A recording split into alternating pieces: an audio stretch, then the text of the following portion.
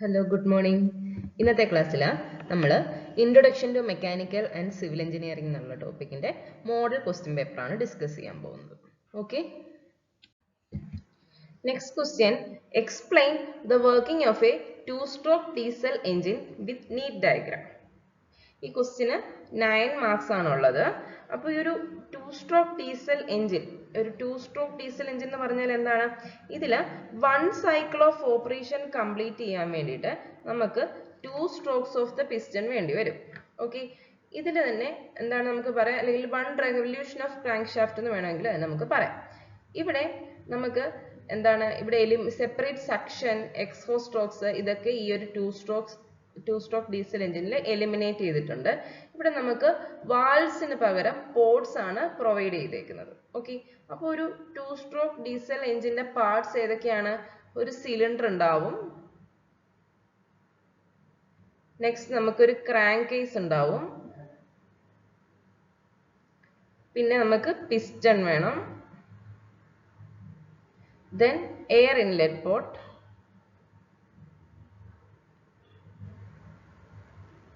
പിന്നെ നമുക്ക് transfer port, next exhaust port, next fuel injector. Okay, ഇതൊക്കെ ഈ ഫിഗറിൽ കാണിച്ചിട്ടുണ്ട്. നിങ്ങൾ ഈ ഫിഗറിലും ബെറ്റർ ഏതെങ്കിലും ഒരു സ്റ്റാൻഡേർഡ് ടെക്സ്റ്റ് ബുക്ക് റെഫർ ചെയ്ത് വർക്കിംഗ് ഓഫ് 2-stroke ഡീസൽ എഞ്ചിൻ്റെ ഒരു ഫിഗർ കാണും. അത് സിമ്പിളായിട്ട് നിങ്ങൾക്ക് വരയ്ക്കാൻ പറ്റും. എക്സാമിന് അത് വരയ്ക്കുന്നതായിരിക്കും ഈ ഫിഗർ വരയ്ക്കുന്നതിലും ബെറ്റർ. ഓക്കെ, നെക്സ്റ്റ് നമുക്ക് ഇതിൻ്റെ വർക്കിംഗ് എങ്ങനെയാണെന്ന് നോക്കാം. ഓക്കെ, അപ്പോൾ ഇവിടെ നമുക്ക് സിലിണ്ടർ ഒരു ക്ലോസ്ഡ് ക്രാങ്ക് കേസിൽ കണക്ട് ചെയ്തിട്ടുണ്ട്. You can see the crank case. This is our cylindrical portion. It is connected to a closed crank case. Okay, and during the upward stroke of piston, ഈ upward സ്റ്റോക്കിൽ എന്താണ് സംഭവിക്കുക? The air in the cylinder is compressed. അപ്പോൾ ഈ ഒരു cylindrical പോർഷനിലുള്ള air compress ചെയ്യും. Okay, and at the same time fresh air enters the crankcase through the air inlet port. So നമുക്ക് ഇവിടുന്ന് fresh airഉം എന്ത് ചെയ്യും? എൻ്റർ ചെയ്യും. ക്രാങ്ക് കേസിൽ എയർ ഇൻലെറ്റ് പോർട്ട് വഴി നമ്മുടെ ഫ്രഷ് എയർ ഉള്ളിലേക്ക് വരും. Okay, and towards the end of the stroke what happens? Fuel is introduced in the form of fine spray. Okay, ഒരു ഫൈൻ സ്പ്രേ ആയിട്ട് ഫ്യൂവൽ ഇങ്ങനെ ഇൻട്രൊഡ്യൂസ് ചെയ്യും. ആ ഫ്യൂവൽ ഇൻട്രൊഡ്യൂസ് ചെയ്യുന്ന ആരാണ്? ഫ്യൂവൽ ഇഞ്ചക്ടർ ആണ്. Okay, and due to the high pressure and temperature of the air, what happens? Fuel starts burning. Okay, fuel എന്ത് ചെയ്യും? ബേൺ ചെയ്യാൻ തുടങ്ങും. Okay, then the piston travels downward. Okay, and this downward movement mainly occurs due to the expansion of the gases. Okay, and at the end of the stroke, piston uncovers the exhaust portion. Okay, and it uncovers the exhaust portion, and what happens? And the burn gases escape through this port. Okay, and then the transfer port uncover ചെയ്യും, and then the compressed air from the crankcase flows into the cylinder. Okay, the incoming fresh air mainly help to remove the burn gases from the engine cylinder. Okay, ഇങ്ങനെ ആയിരിക്കും ഇത് mainly work ചെയ്യുക. Okay, അപ്പോൾ ഞാൻ ഈ working എന്ന് പറയുന്നത് നമ്മുടെ നെക്സ്റ്റ് സ്ലൈഡിൽ ഇൻക്ലൂഡ് ചെയ്തിട്ടുണ്ട്. സോ നമുക്കൊരു 2-stroke ഡീസൽ എഞ്ചിനിൽ 4 പ്രോസസ്സ് ആണുള്ളത്. Intake, then compression, then power, and then exhaust. Okay, and these 4 processes occurs in 2 strokes of piston, that is 1 revolution of crankshaft. And the first process is upward stroke, that is compression plus intake, and air is going into the cylinder through air intake port, and air intake ports അത് കഴിയുമ്പോൾ എന്ത് സംഭവിക്കും? The piston will move upwards. Okay, then what happens? Compression occurs. The piston compresses the air in the cylinder and it reaches the top dead center. Okay, top dead center. Then what happens? Fuel injection occurs. Okay, near top dead center. Diesel എന്ത് ചെയ്യും? Inject ചെയ്യും. Okay, and it is injected into the compressed hot air, and what happens? Its spontaneous ignition occurs. Okay, then the downward stroke. In the downward stroke, the processes are power and exhaust. Okay, in the power stroke, what happens? The combustion of fuel generates high pressure gases, and in turn that pushes the piston downward, and that is the process of producing mechanical work. Okay, and in the next process, that is exhaust process, as the piston comes to where bottom dead center and the exhaust ports are getting opened, and it allowing burn gases to escape. Okay, simultaneously the fresh air removes the burn gases in the cylinder. These are the processes involved. So ഇതിന്റെ figure നിങ്ങൾ ഒരു standard text book നോക്കി ഒരു simplified figure ഉണ്ട്. നമുക്ക് ഈ process working of 2-stroke diesel എഞ്ചിന്റെ simplified figure standard text ബുക്കുകൾ ഉണ്ടാകും. അത് നോക്കി ഫിഗർ വരയ്ക്കുക. ഓക്കെ, സിംപ്ലിഫൈഡ് ഫിഗർ ഉണ്ടാവും. Okay, next question. With the help of neat diagram, explain the working of a centrifugal pump. Okay, so first you need to draw a neat diagram. Okay, I have included a neat diagram of centrifugal pump. First you need to draw this diagram, and then you should explain the working of centrifugal pump. And before going to the working of centrifugal pump, നമുക്ക് centrifugal pump എന്താണെന്ന് നോക്കാം. എന്താണ് centrifugal pump? It is a hydraulic machine, അല്ലേ? It converts mechanic energy into hydraulic energy. Okay, and this hydraulic energy എന്ന് പറയുന്നത് ഏത് ഫോമിലായിരിക്കും? Pressure energyയുടെ ഫോമിലായിരിക്കും. Okay, and if the mechanic energy is converted into pressure energy by means of centrifugal force acting on the fluid. Centrifugal force ആണ് നമ്മുടെ ഫ്ലൂയിഡിൽ act ചെയ്യുന്നതെങ്കിൽ that hydraulic machine is called centrifugal pump. Okay, ഇനി ഈ centrifugal പമ്പിൽ എന്താണ് നമ്മുടെ flow എന്ന് പറയുന്നത് ഏത് ഡയറക്ഷനിലായിരിക്കും? റേഡിയലി ഔട്ട്വേർഡ് ഡയറക്ഷനിലാണ് നമ്മുടെ ഫ്ലോ നടക്കുന്നത്. ഓക്കെ, ഇനി ഈ ഒരു സെൻട്രിഫ്യൂഗൽ പമ്പിന്റെ വർക്കിംഗ് പ്രിൻസിപ്പിൾ എന്താണ്? ഫോഴ്സ്ഡ് വോർട്ടെക്സ് ഫ്ലോ ആണ് അതിന്റെ വർക്കിംഗ് പ്രിൻസിപ്പിൾ എന്ന് പറയുന്നത്. What is forced vortex flow? It means when a certain mass of fluid is rotated by an external torque, the rise in pressure head occurs. Okay, and that rise in pressure head of rotating fluid take place. Okay, and ഇങ്ങനെ ഒരു pressure head ഉണ്ടാകുമ്പം അല്ലെങ്കിൽ rise in pressure head എന്ന് പറയുന്നത് അല്ലെങ്കിൽ ഏതെങ്കിലും ഒരു പോയിന്റിലെ rise in pressure head of rotating liquid എന്ന് പറയുന്നത് it is proportional to square of the tangential velocity ആയിരിക്കും. ഓക്കെ, ആ പോയിന്റിലെ ടാൻജൻഷ്യൽ വെലോസിറ്റിയുടെ സ്ക്വയർ ആയിരിക്കും. അപ്പം നമുക്ക് പ്രഷർ ഹെഡിന്റെ ഇക്വേഷൻ അറിയാം. Pressure head is what? V square by 2g. ഇനി ആംഗുലർ വെലോസിറ്റിയുടെ ടേംസിലാണെങ്കിൽ V is equal to R omega. So R square omega square divided by 2g എന്ന് പറയാം.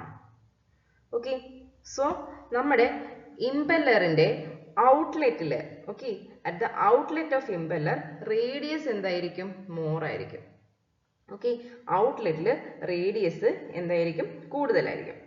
ഓക്കെ, അതുപോലെ തന്നെ the rice in pressure head of liquid discharge will be more at the outlet.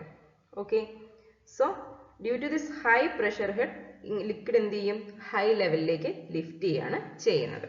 Okay, ഇനിയും നമുക്ക് centrifugal പമ്പിന് main parts എന്തൊക്കെയാണ്? The main part, first part is impeller. Okay, you can see the impeller here. The first part is impeller. The main part is impeller, and the second part is casing, and we have a suction pipe, and also we have a delivery pipe. Okay, and impeller എന്ന് പറയുന്നത് നമുക്ക് heart of pump ആണെന്ന് പറയാൻ പറ്റും. And this impeller imparts energy into the fluid.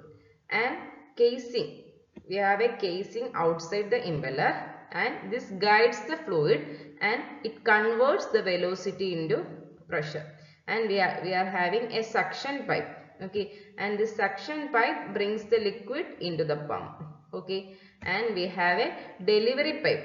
This delivery pipe carries the liquid out under pressure. Okay, and we are having a motor. This motor mechanism provides mechanical energy to rotate the impeller. Okay, so നമ്മളൊരു introduction പറഞ്ഞു. What is a centrifugal pump and what are the parts? Next we are going to explain the working of centrifugal pump. And the main working principle or the working procedure of centrifugal pump is that it works by drawing liquid into an impeller eye, and what happens, and this impeller accelerates it outwards by centrifugal force, and thus it converts the centrifugal force, it is converting it into velocity, or the velocity is converting into pressure inside the casing, and the pressure of that fluid increases before delivering it to the outlet. That is the main working principle. Okay, and first step എന്തായിരിക്കണം, suction ആണ് first step അല്ലേ, and fluid enters the pump. Okay, fluid enters the pump through which pipe, suction pipe, and it reaches the eye of the impeller. That is the first step, that is the central inlet ile fluid എത്തുക.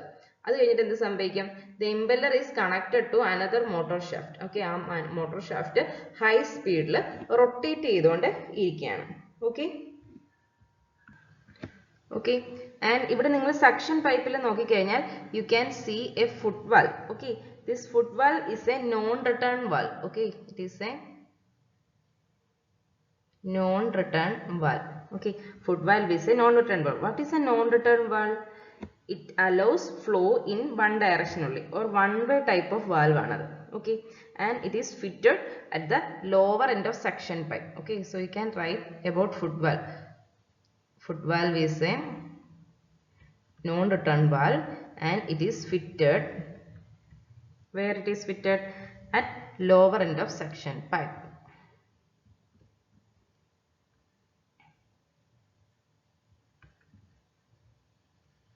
Okay, that will be the next point. ഇനി അടുത്ത എന്താണ്, foot valve upward ഡയറക്ഷനിൽ മാത്രമേ open ചെയ്യത്തുള്ളൂ. നമ്മൾ പറഞ്ഞു ഇതൊരു വൺ വേ വാൽവ് അല്ലേ, അതുകൊണ്ട് it opens only in the upward direction.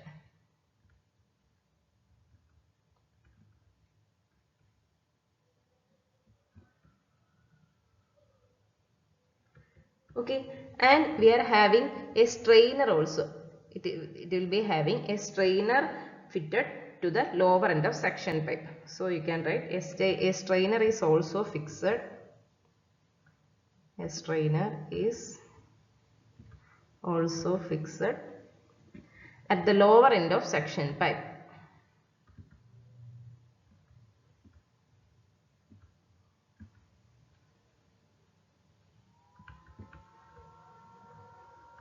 Okay, so ഇതാണ് നമ്മൾ suction of liquid നെ പറ്റിയിട്ട് എഴുതുന്നത്. Next, what happens?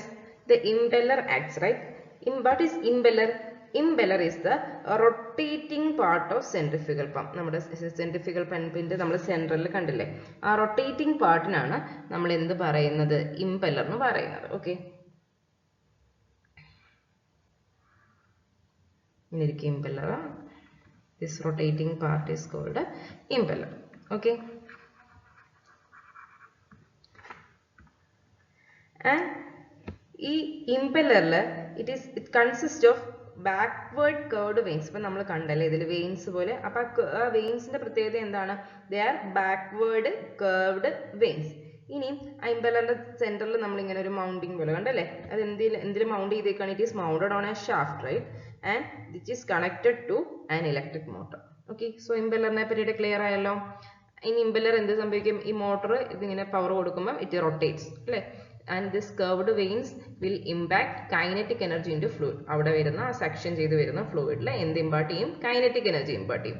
സോ എന്ത് ചെയ്യും, that liquid thrown radially outward അല്ലെ, ഈ സെൻട്രിഫ്യൂഗൽ ഫോഴ്സ് ആണ്, it thrown radially outward, and which in turn what happens to that liquid, its increase in its velocity is increased. Okay, next what happens, conversion to pressure energy occurs. So ഈ high velocity fluid ആണ് ഈ volute കേസിംഗിലോട്ട് വരുന്നത്. Okay, ആ volute casing എന്ന് പറയുന്നത് ഒരു spiral shaped housing ആണ്. Okay, ഇതും ഈ ഒരു അതിന്റെ സ്പെഷ്യാലിറ്റി എന്താണ്, ഇത് ഗ്രാജുവലി എക്സ്പാൻഡ് ചെയ്യുന്ന വിധത്തിലാണ് ഉള്ളത്. ഓക്കെ, ഇത് ഗ്രാജുവലി എക്സ്പാൻഡ് ചെയ്യുന്ന വിധത്തിലാണ് ഉള്ളത്, ഇവിടെ ഏരിയ കൂടുതലായിരിക്കും. ഓക്കെ, സോ ഏരിയ കൂടുമ്പോൾ വാട്ട് ഹാപ്പൻസ്, നമ്മൾ കണ്ടിന്യൂറ്റി ഇക്വേഷൻ പഠിച്ചിട്ടുണ്ട് അല്ലേ, ഏരിയ കൂടുമ്പോൾ വെലോസിറ്റി കുറയും. സോ വെലോസിറ്റി കുറയും, ബട്ട് ആ എനർജി എന്ത് ചെയ്യും, അവിടെ കൈനറ്റിക് എനർജി പ്രഷർ എനർജി ആയിട്ട് കൺവേർട്ട് ചെയ്യപ്പെടും. So increase in pressure energy occurs, or conversion to pressure energy occurs. Okay, that is the third step. Next, the fourth step is delivery of liquid. ഇങ്ങനെ pressurise ചെയ്ത liquid എന്ത് ചെയ്യും? Discharge ചെയ്യും. ഏത് വഴിയാണ് discharge ചെയ്യുന്നത്? It is discharging through the delivery pipe to the required location. So, ഇങ്ങനെ continuous rotation of impeller നടന്നുകൊണ്ടിരിക്കുമ്പോൾ we will get a steady flow of liquid. So, ഇതാണ് working എന്ന് പറയുന്നത്. So, you should draw a neat figure and you should write these steps. Okay. Next question. What do you mean by priming? Why is it required in a centrifugal pump? Okay. അപ്പോൾ priming എന്താണ്?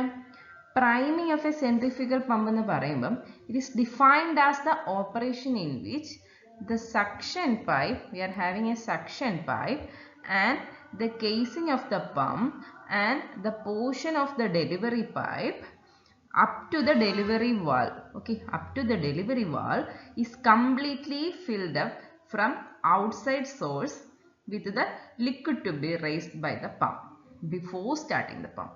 So, നമ്മൾ pump start ചെയ്യുന്നതിന് മുമ്പ് suction pipe, delivery pipe, up to delivery valve നമ്മൾ ഏത് ലിക്വിഡാണോ pump ചെയ്യുന്നത് ആ liquid വെച്ചിട്ട് ഫില്ല് ചെയ്യുന്ന പ്രോസസ്സിനാണ് നമ്മൾ എന്ത് പറയാ? പ്രൈമിംഗ് എന്ന് പറയാം. ഓക്കെ. സോ നമുക്ക് ഈ പാർട്സിലൊക്കെ ഇനീഷ്യലി എയർ ആയിരിക്കും അല്ലേ? ഈ എയറിനെ റിമൂവ് ചെയ്ത് ഇവിടെ നമ്മൾ എന്ത് ഫില്ല് ചെയ്യുന്നു? നമുക്ക് പമ്പ് ചെയ്യേണ്ട ലിക്വിഡ് ഫില്ല് ചെയ്യുന്നു. ഓക്കെ. ഇനി നമുക്കിവിടെ work done by impeller per unit weight of liquid per സെക്കൻഡിന് നമ്മൾ പറയുന്നത് എന്താണ്? Head generated by the pump എന്നാണ് പറയുന്നത്.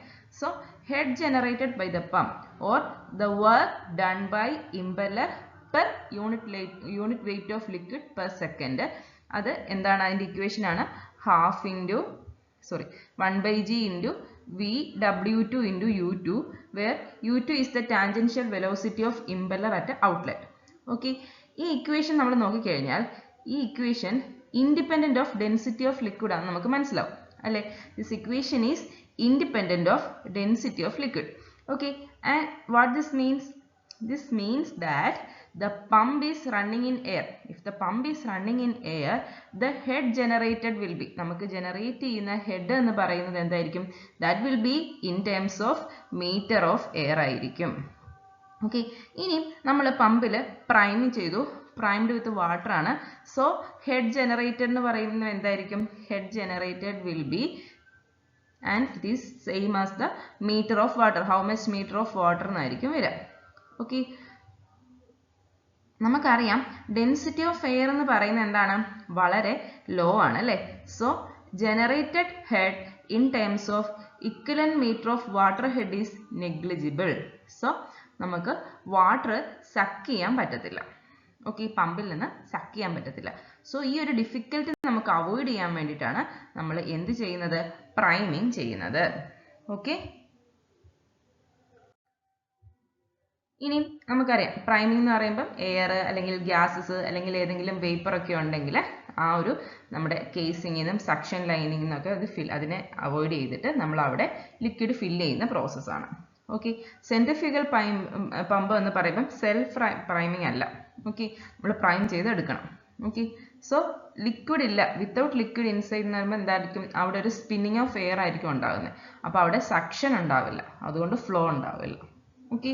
സോ പ്രോപ്പർ പ്രൈമിങ് എന്ത് എൻഷുർ ചെയ്യും? നമുക്ക് പ്രോപ്പറായിട്ട് ലിക്വിഡിനെ ലിഫ്റ്റ് ചെയ്യാൻ പറ്റും. സോഴ്സിൽ നിന്ന് ഡെലിവറി പൈപ്പിലേക്ക് എഫിഷ്യൻ്റ് ആയിട്ട് നമുക്ക് എന്ത് ചെയ്യാൻ പറ്റും? പ്രൈം ചെയ്ത് കഴിഞ്ഞാൽ പ്രോപ്പറായിട്ട് ലിഫ്റ്റ് ചെയ്യാൻ പറ്റും. ഓക്കെ. അപ്പോൾ ഇത്രയൊക്കെ പോയിന്റ്സ് നിങ്ങൾ അവിടെ എഴുതണം. Next question. What are the steps involved in a sand casting process? Explain in detail with neat sketch. 9 മാർക്സിൻ്റെ question ആണ്. അപ്പോൾ നമുക്ക് സ്റ്റെപ്പ് ബൈ സ്റ്റെപ്പ് എഴുതാം. ഫസ്റ്റ് സ്റ്റെപ്പ് എന്താണ്? We need to make a pattern. Okay. What is a pattern? Pattern is a replica of the shape of final product. Okay. And it will be in the shape of final product. Okay. So patterns can be made using wood, plastic or metal. And we need to add some allowances for shrinkage and machining. Okay. And next what we need to do? We need to prepare mold. Okay. And അത് കഴിഞ്ഞിട്ട് എന്ത് ചെയ്യണം? The pattern is placed inside A moulding box. നമ്മൾ moulding ബോക്സിനകത്ത് ആ pattern വെക്കണം. അതിന് ശേഷം എന്ത് ചെയ്യണം?